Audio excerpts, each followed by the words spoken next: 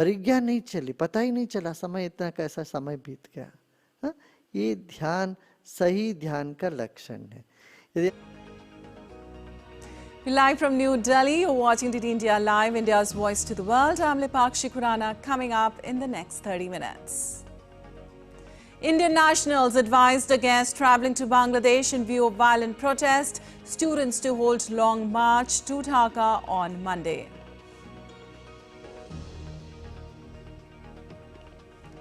UK government to hold emergency response meeting on Monday in view of violent protest. Over 150 people arrested so far.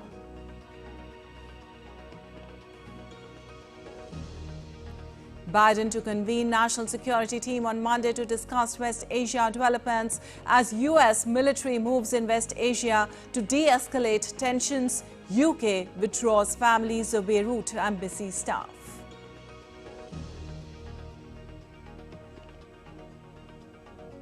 India's President Draupadi Murmu will arrive in Fiji today in the first leg of a three-nation visit to meet her Fijian counterpart and the Prime Minister. Visit reflects India's focus on the Act East policy. And in sports, India's star shuttler Lakshya Sen to play Malaysia's Lee Jia for bronze in men's single at the Paris Olympics in 2024.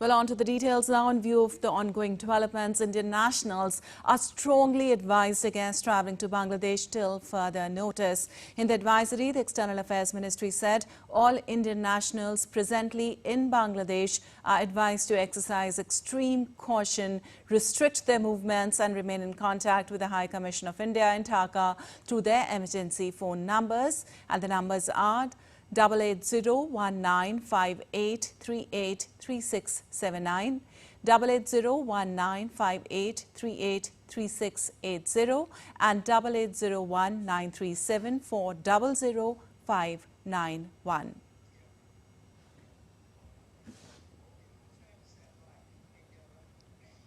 And in Bangladesh, protesting students will hold a long march to Dhaka on Monday, demanding the resignation of Prime Minister Sheikh Hasina-led government. As violence flares up across Bangladesh, the government has imposed an indefinite curfew and suspended mobile internet. The unrest has resulted in deaths of at least 55 people and hundreds of them injured. As violence flare up across Bangladesh and widespread protests continue, the government has imposed an indefinite curfew on Sunday. Alongside the curfew, mobile internet services have been suspended again. The decision follows a violent day of clashes on Sunday. The violence erupted between protesters, law enforcement agencies and ruling party-backed group across Dhaka, Kumila, Rangpur, Kishoreganj, Sirajganj, Pabna, Munshiganj and Mogura. All the ministers are in the hiding. Wait and see how the people will go and surround the PM house. If Sheikh Hasina doesn't resign voluntarily, we will take our next step. To ensure public safety amid the unrest, the government has declared a 3-day public holiday from Monday to Wednesday. Prime Minister Sheikh Hasina also held an emergency national committee meeting on security affairs on Sunday. The anti-discrimination student movement, which has been leading quota reforms protest, intensified its efforts on Sunday with a nationwide non-cooperation campaign. With one-point agenda, movement's leaders are calling for the resignation of the Prime Minister Sheikh Hasina. Rabindra's report for DD India. Also, more than 140 people have been arrested in the UK as far-right demonstrations continue to spill over into violence.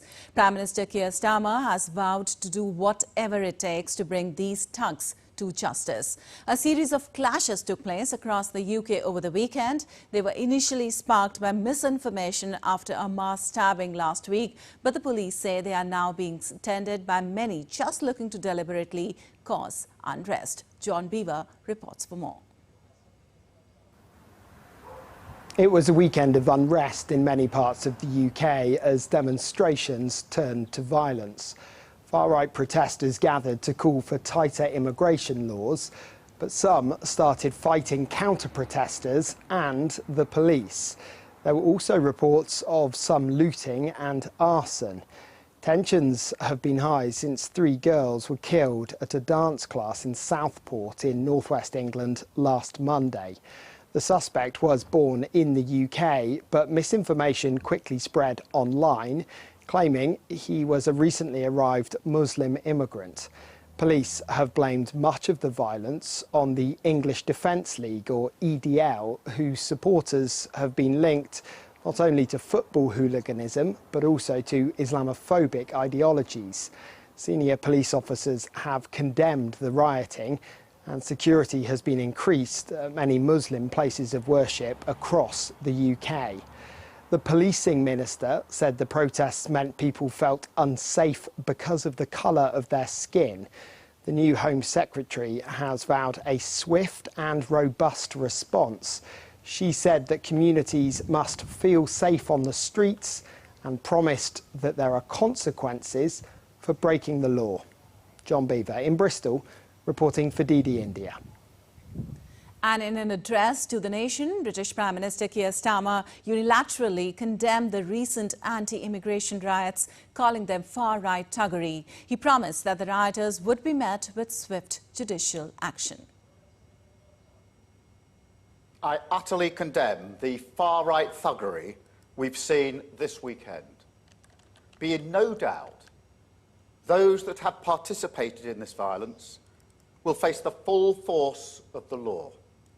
The police will be making arrests, individuals will be held on remand, charges will follow, and convictions will follow. This is not protest. It is organised, violent thuggery, and it has no place on our streets or online. While tensions remain high in West Asia as Iran continues to signal it will launch an attack on Israel. The Iranian Revolutionary Guard Corps say the planned military action is in response to the killing of the leader of Hamas, Ismail Haniyeh. Meanwhile, the United States and its allies are trying to dial down tensions in the Middle East. Amid escalating tensions, the U.S. is moving further military assets into the region as diplomats work to avoid a major conflict. Our U.S. correspondent Jagrati Dave has more on this. An alert over the weekend from the US Embassy in Lebanon says they encourage those who wish to depart Lebanon to book any ticket available, even if that flight does not depart immediately, nor does it allow their first choice route. They say US citizens who don't have enough money to get back to the US can get financial assistance through repatriation loans. They are also advising those who choose to remain in Lebanon to prepare contingency plans for emergency situations and be prepared to shelter in place for an extended period of time.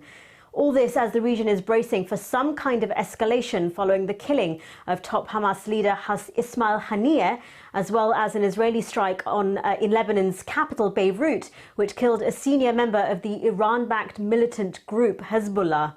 Alongside diplomatic efforts to dial down the tensions, the United States is increasing its military presence in the region. Speaking to news programs over the weekend, Jonathan Feiner, the White House National Security Council's deputy advisor, said the US is getting ready for every possibility, but ultimately their goal is de-escalation. Jagrati Dave in Washington, reporting for DD India. Well, as regional tensions escalate and nations ask their citizens to leave, Britain on Sunday withdrew the families of embassy staff in Beirut. Reiterating a call for citizens in the country to leave, the UK said, "We're deeply concerned with the highly volatile security situation in Lebanon. We have also temporarily withdrawn the families of officials working at the British embassy in Beirut. All British nationals should leave Lebanon now, while commercial routes are still available." Additionally, Additionally, the UK has also deployed consular officials, border force and military personnel in the region.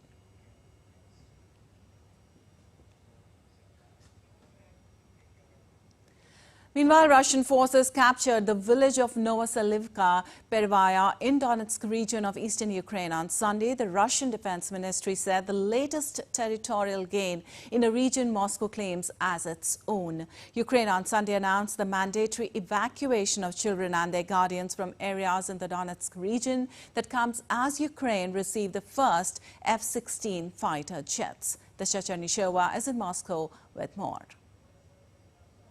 Moscow claims more advances in the area of its so-called special military operation in Ukraine. Russian Ministry of Defense says it has taken under its control the settlement of Novoselivka Pervaya in the Donetsk People's Republic after 5 more settlements have been taken under the Russian control. The ministry also notes that the total losses of the Ukrainian armed forces have exceeded 1,900 people over the past day. Moscow says Ukraine launched 8 ATACMS missiles and 4 Storm Shadows on the Lugansk region. Russia's Belgorod region has also come under the Ukrainian attack. A woman died as a result of the Ukrainian drone strike. Media reports suggest Ukraine has received and started to use first F-16 fighter jets, which Moscow says will become the legitimate target of its operation in Ukraine. A Russian company has earlier said that it will pay a bonus of 15 million Russian rubles or $179,000 US for the first F-16 fighter jets that could be shot in Ukraine. In the meantime, Russian Deputy Foreign Minister Sergei Ryabkov said the moment may come when Russia will need to deploy its nuclear missiles in response to Western actions. He stressed that Russia will not make unilateral concessions to the West to settle the conflict in Ukraine. Dasha Chernyshova reporting in Moscow for DD India. Well, North Korean leader Kim Jong-un oversaw the delivery of a new tactical ballistic missile system to troops on Sunday.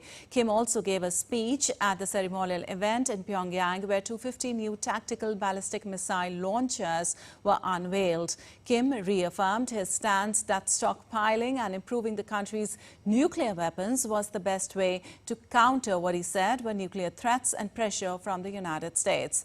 The launchers have been described by state media as a powerful, up-to-date tactical attack weapon personally designed by Kim and ready to be transferred to Korean People's Army units. And as U.S. presidential candidate for the Democratic Party, Kamala Harris is supposed to announce her running mate on Monday. She met with potential finalists on Sunday at her residence in Washington, D.C. On Sunday, she met 3 potential candidates: Minnesota Governor Tim Walz, U.S. Senator Mark Kelly of Arizona, and Pennsylvania Governor Josh Shapiro, and held extensive talks with them. Harris plans to appear for her public gathering on Tuesday in Philadelphia with a running mate. Harris campaign managers are also planning a social media announcement featuring the duo. Earlier, she has also met Transportation Secretary Pete Buttigieg on Friday and is also meeting candidates virtually, including Kentucky Governor Andy Beshear and Illinois Governor J.B. Pritzker for the post. And still to come on this edition of DT India Live. The Indian Air Force will host the first phase of multinational air exercise Tarang Shakti beginning today.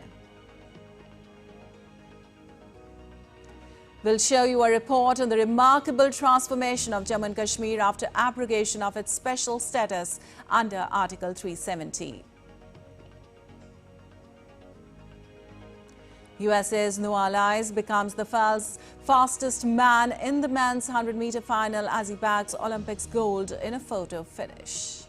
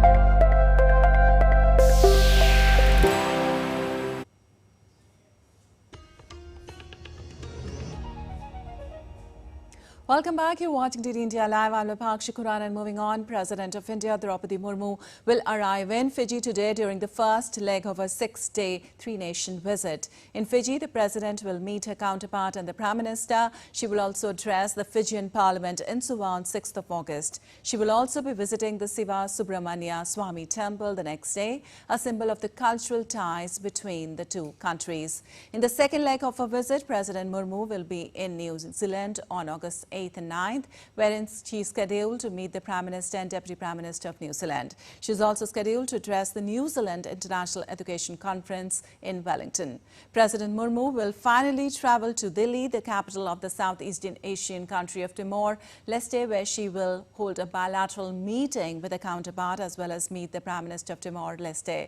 President Murmu will also be addressing the members of Indian community in all the three countries. President Murmu's visit assumes a further significance in light of India's continued emphasis on the Act East policy and its outreach to countries in the Southeast Asian and Pacific region.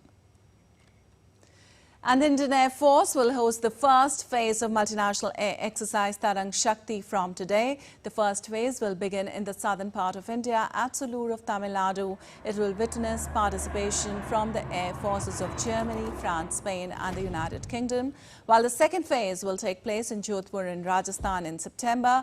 The Indian Air Force has deployed Rafale Tejas light combat aircraft, Sukhoi 30 MKI, Mirage 2000 and Jaguar fighters, along with helicopters such as the Prachand Light. The German, Spanish and UK air forces will join with their Eurofighter Typhoon aircraft, while Australia, the UAE and the USA will bring F-18 fighters. France's air force will participate with Rafale fighter aircraft.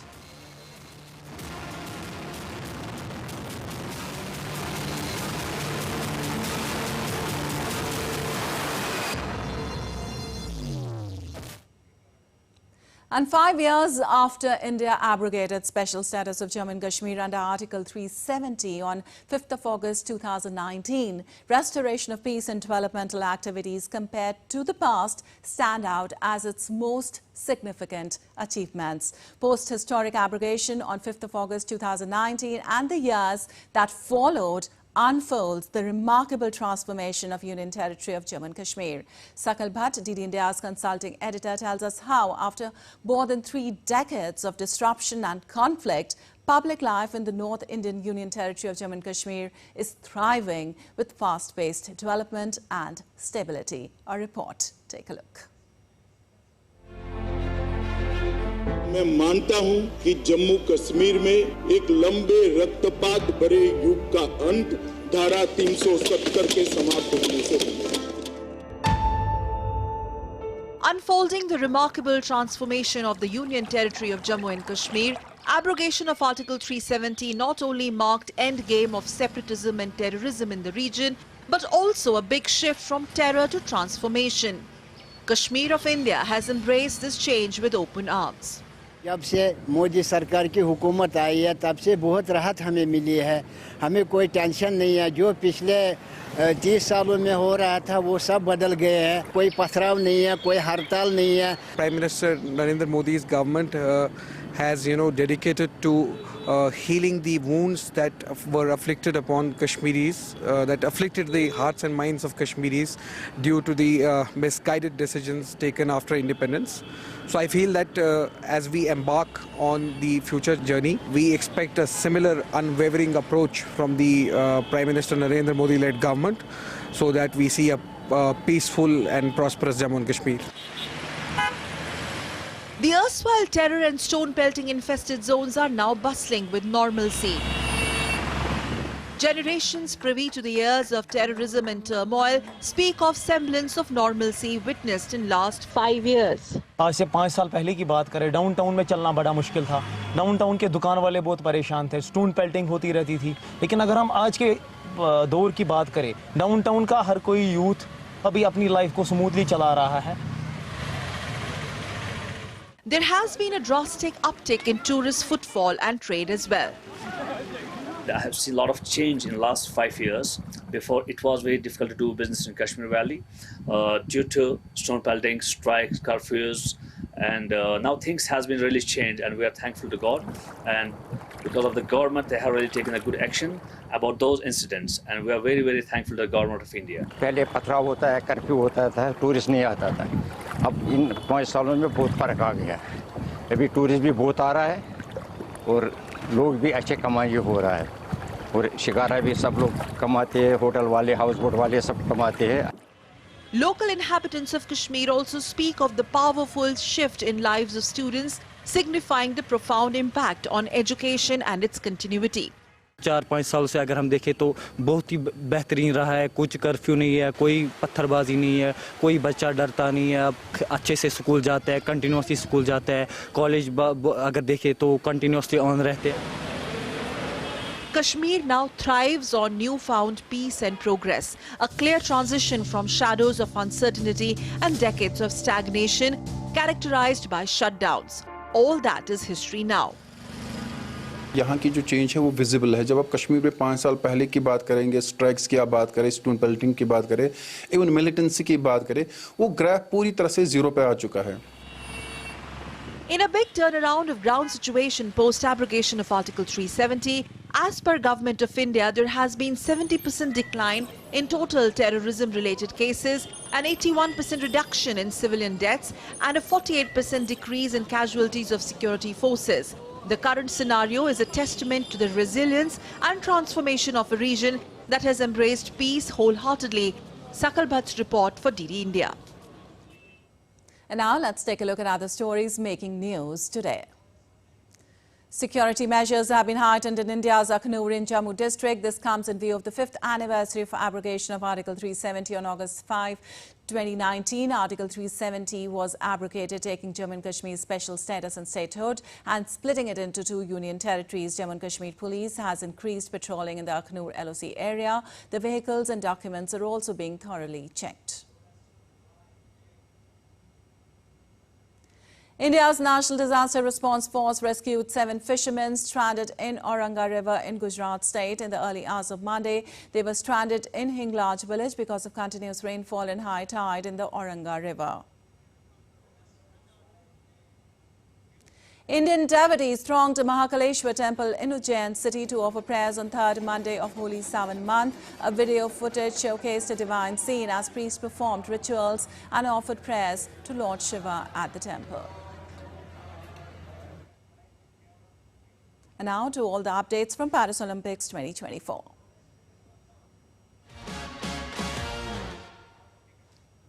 Well, the day 9 for the Indian contingent at Paris Olympics was a roller coaster of emotions as the Indian hockey team reached a 2nd consecutive semi-finals at Olympics. Meanwhile, Lakshya Sen suffered a straight set defeat against Denmark's Victor Axelsen. DD India's Narayan Singh will bring you more on the day 9th.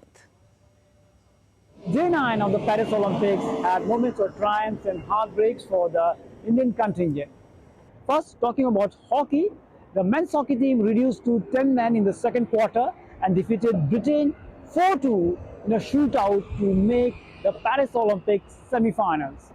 The match ended in a 1-1 draw after the regulation time, and this is India's 2nd consecutive appearance in the semi-finals of the men's hockey tournament at the Olympic Games. And last time also we called for Tokyo Games, where India won a bronze medal. If you talk about this match, it took a major turn in the second quarter as Amit Rohidas was shown a red card after his hockey stick hit the opponent's face. Despite going down to 10 men, the skipper Harmanpreet Singh produced a magical movement from a penalty corner. We know that he's a penalty corner specialist, and his trademark drag flick flew over the goalkeeper of the opponent, and India got a fantastic lead here. But it was equalized a few minutes later from the Britain side, and it was full of opportunities, this match. And in the final few minutes of the final quarter, they attacked. There was waves of attack from the British team, but PR Sujesh was there. PR Sujesh was caught in a 2-on-1 situation but made a terrific save to keep India alive. Talking about badminton, Lakshya Sen faced his first loss of the Paris Olympics, going down to reigning Olympic champion Victor Axelsen in the semi-final. And the unseeded Indian had 3 game points in the first game and led 7-0 in the second. but the world number 2 raised his level at the crucial juncture of the match to win it. But the loss doesn't mean the end of Lakshya Sen's record-breaking campaign and end of road. The 22-year-old can still win a medal when he plays Malaysian Shekler, who is 7th seed, and it's an opportunity for him to soar the medal tally of the Indian contingent. If you talk about boxing, India's campaign at the Paris Games came to an end after previous Olympics medal winner Lovlina lost her quarterfinal bout to top seed Li Qian of the China. And United States, Noah Lyles was crowned as the world's fastest man in the men's 100-meter final at Paris Olympics after he bagged a gold medal in a photo finish. Jamaica's Kishane Thompson won silver, falling short of the ultimate prize by fractions of a second in one of the closest 100-meter finals of all time at the Games. Meanwhile, USA's Fred Curley took home the bronze. Noah Lyles became the first 100-meter men's Olympic champion from the United States since Justice Gatlin won the sprint gold in 2004. And Serbia's tennis star Novak Djokovic clinched a historic gold medal in the tennis men's single event at Paris Olympics 2024. Djokovic defeated Spain's Carlos Alcaraz in straight games, 7-6, 7-6 in an enthralling neck-to-neck final. The 37-year-old won an Olympic gold for the first time in his career to add to his 24 Grand Slam titles and becomes the 5th player to complete career Golden Slam. All right, that's all for this edition of DD India Live, but let us know your thoughts on the news of the day. For those on the go, you can get all the latest news and updates from India across the world on the DD India mobile app. The app is available on both the Android and iOS platforms. Scan the QR code on the screen to download now. We'll be back with more news as it breaks here on DD India. I'm Lipakshi Khurana from all of us here in Delhi. Thanks for watching DD India Live.